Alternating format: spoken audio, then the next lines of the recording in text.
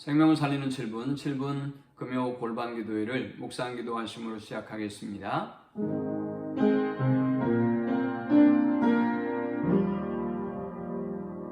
하나님 감사합니다. 오늘 이 밤에 주의 전으로 우리를 부르시고 예배할 수 있는 은혜 주심에 감사합니다. 마음과 뜻과 힘을 다해서 주를 높이고 경배하는 예배가 되게 하시며 이 시간 우리가 하나님 앞에 마음을 토하고 기도할 때 우리의 탄식과 우리의 슬픔을 들으시고 하나님께서 세상에 줄 수 없는 참된 평안으로 응답으로 역사하여 주옵소서. 예수님의 이름으로 기도합니다. 아멘. 찬송가 380장 드리겠습니다. 나의 생명 되신 주님 앞에 나아갑니다. 주의 흘린 보혈로 정케하사 받아주소서. 날마다 주를 찬송하겠네. 주의 사랑 줄로서 나를 굳게 잡아매소서. 괴로운 세상 지낼 때 나를 인도하여 주소서. 주를 믿고 나가면 나의 길을 잃지 않겠네. 날마다 주를 찬송하겠네. 주의 사랑 줄로서 나를 굳게 잡아매소서.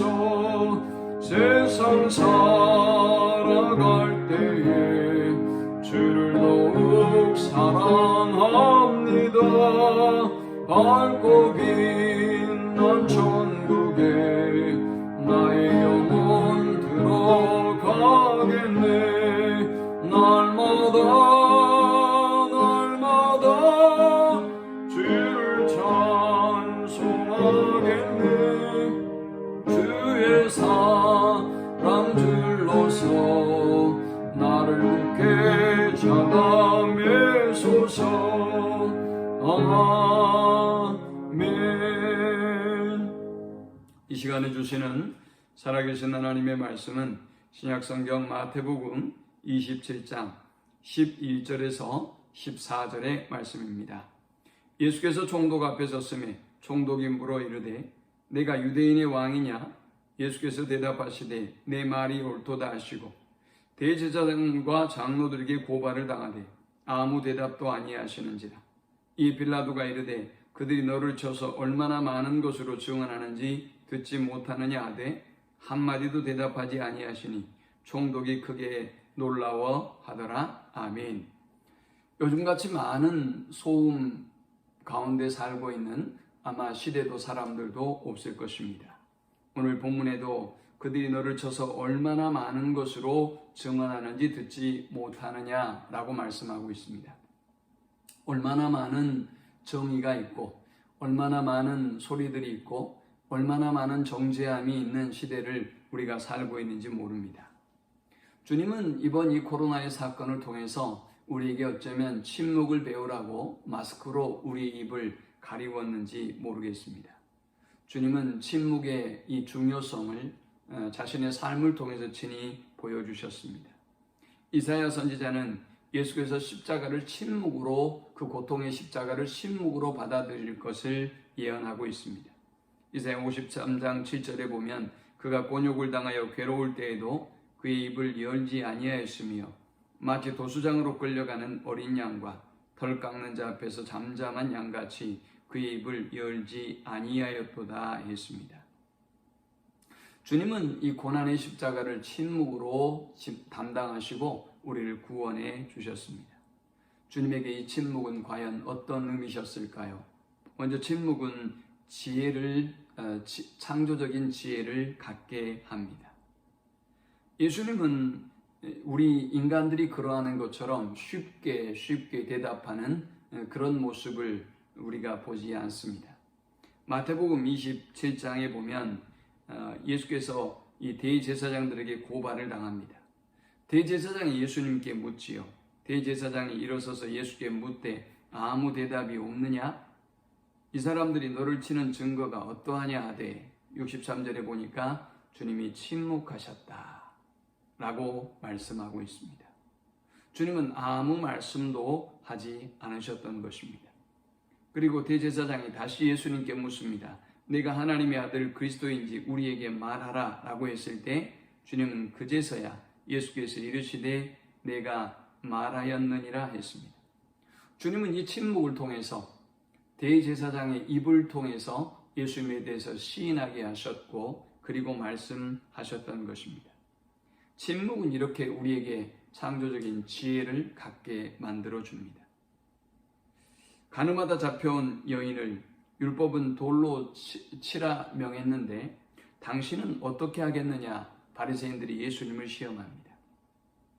예수님은 침묵 속에 허리를 굽히시고 땅에 글을 쓰셨습니다. 그리고 말씀하셨습니다. 너희 중에 죄 없는 자가 먼저 돌로 치라.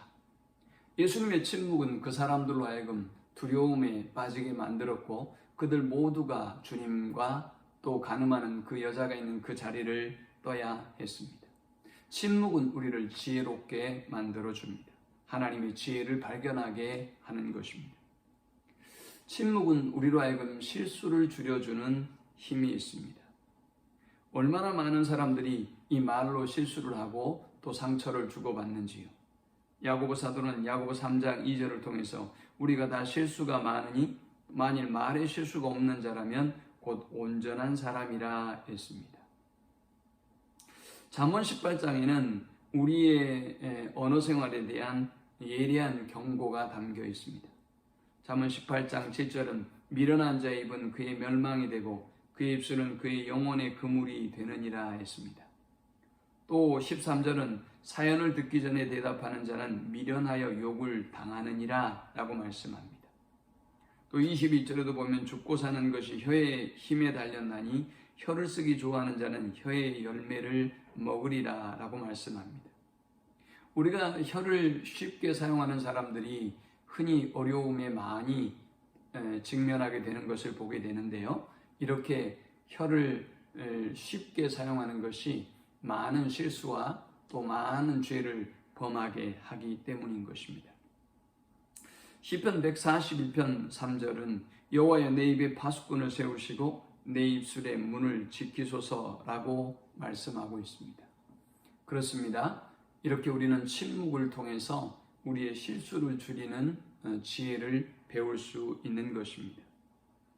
마지막 세 번째, 우리는 이 침묵을 통해서 하나님의 뜻에 순종하는 훈련을 할 수 있습니다. 시편 53편 7절은 주께서 곤욕을 당하시면서 괴로울 때도 입을 열지 아니하시고 털 깎는 자 앞에 잠잠한 양같이 침묵하신 이유를 말씀합니다. 53장 10절에 보면 그의 손으로 여호와께서 기뻐하시는 뜻을 성취하리로다 했습니다. 많은 경우 쉽게 입을 열고 말을 하는 사람들은 하나님의 뜻에 불순종하거나 거역하거나 또 불평불만을 토로하는 사람들이 참으로 많습니다. 그러나 우리는 주님처럼 침묵의 습관을 배움을 통해서 하나님의 뜻을 분별하고 하나님의 뜻에 순종하는 삶을 살 수 있는 것입니다. 침묵을 통해서 하나님의 뜻을 분별하고 또 순종을 훈련하는 우리 모두가 될 수 있기를 축원합니다. 코로나의 시대에 주님이 특별히 우리의 입술에 마스크를 거의 깨어있는 시간 씌우신 것을 기억하며 하나님 앞에 겸손히 침묵하고 나아가는 우리 모두가 되기를 축원합니다. 하나님 감사합니다. 연약한 우리가 얼마나 연약한지, 얼마나 어리석은 존재인지 이 코로나의 사태를 통해서 보게 됩니다. 하나님 겸손하게 하시고 낮아지게 하시고 침묵하게 하셔서 하나님의 음성을 듣게 하시고 하나님의 뜻을 분별하고 순종하는 저들이 되게 하여 주옵소서. 함부로 입을 열어서 죄를 범하거나 하나님 앞에 교만치 아니하도록 인도하여 주옵소서. 우리 모두가 하나님을 경외하는 나라와 민족과 인류가 되도록 인도하여 주옵소서. 예수님의 이름으로 기도합니다. 아멘.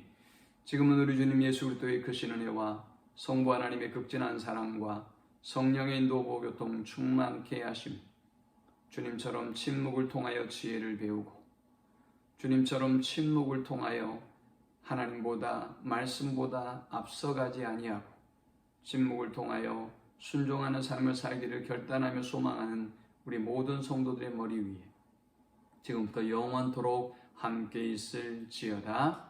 아멘.